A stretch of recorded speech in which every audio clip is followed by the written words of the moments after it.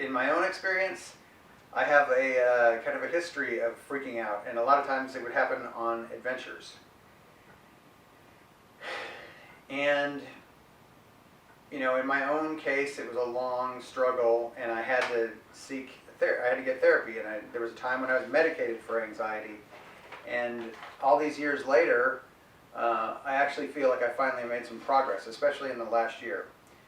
And I'm just want to share my journey so that if anybody out there is also struggling with panic attacks but wanting to have a fun, adventurous life, then maybe they can benefit from my experience.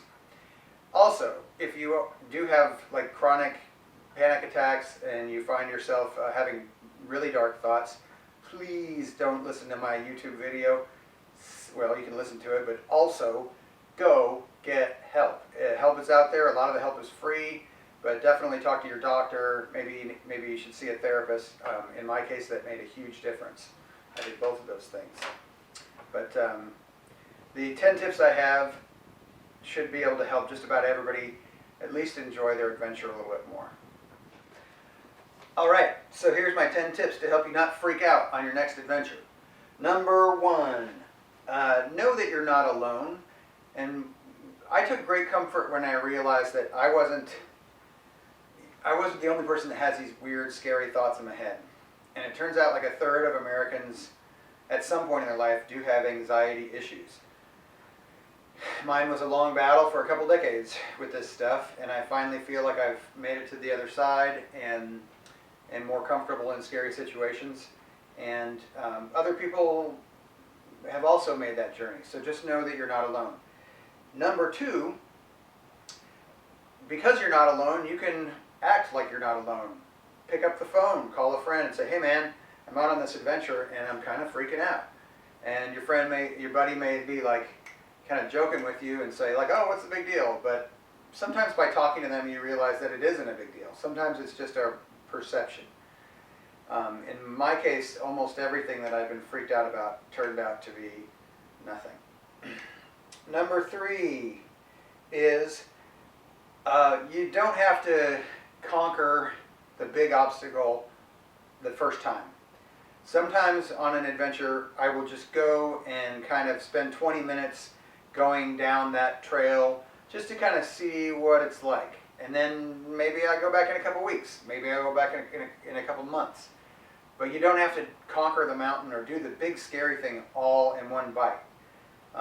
You can do it, and I just know in my own experience, taking off little chunks at a time has helped me to progress much faster than doing it all at once. And it's helped me to be a lot kinder to myself.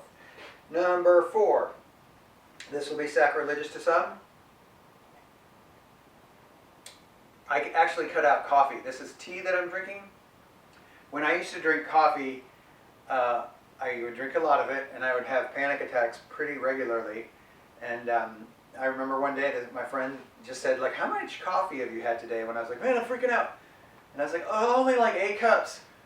And he's like, okay, well, maybe you could try to take that down a little bit. And I have, and it's made a huge difference. I don't think I've had a cup of coffee in like 6 or 7 years, something like that.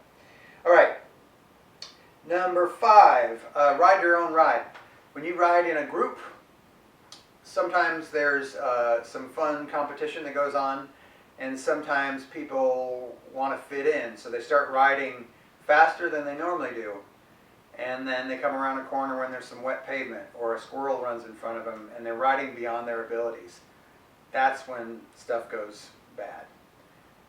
You have to ride within your own abilities, and you know what? If the rest of the group is off further ahead, that's on them. They should wait for you at the next turn or slow down. That's why a lot of times I don't ride in big groups. Okay, number 6. We use the headset intercom on our helmets, and it makes a huge difference because guess what? I'm not alone in my thoughts. I can have a pleasant conversation. I can drive somebody crazy by telling them stupid jokes. I can sing horribly out of tune. And anything but keeping me alone with my deep, dark thoughts and thinking about what if this, what if that, that's made a huge difference. Number 7, deep breaths. diaphragmatic breaths, where you breathe in so much that your belly sticks out through your nose, exhaling so that your belly sinks in. And when you do this, you're triggering your parasympathetic nervous system. So you're telling your body, hey man, the risk is past. The grizzly bear has wandered down the path and he's no longer staring at us.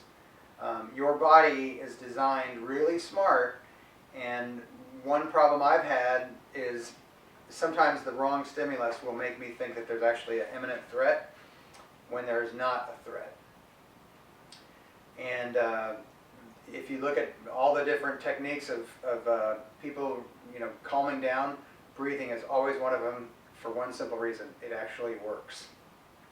All right, the next one is whatever you're going through that's freaking you out, try to know that it's probably only going to last 20 minutes. Like, you may be scared of this snowstorm, or there's snow on the trail, or maybe there is really rough terrain, babyhead rocks on the trail.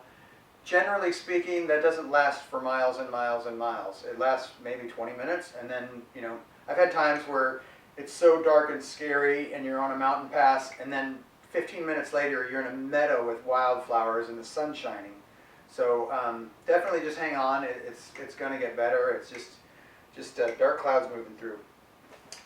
Number 9. If I prepare ahead of the trip and have extra gasoline, a couple different ways to fix a flat tire, a pump that works, that means that's one less thing to worry about on my trip. My partner and I ride her DRZ, actually this is her DRZ, my DRZ is there. We have the same bike. So we have one set of tools, and if there's anything we need to look at, we can compare it to the other bike, and it makes it really easy.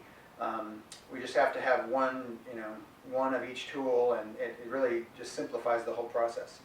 So be prepared is number 9. Number 10, counterintuitive, but this is weird, but just go ahead and freak out.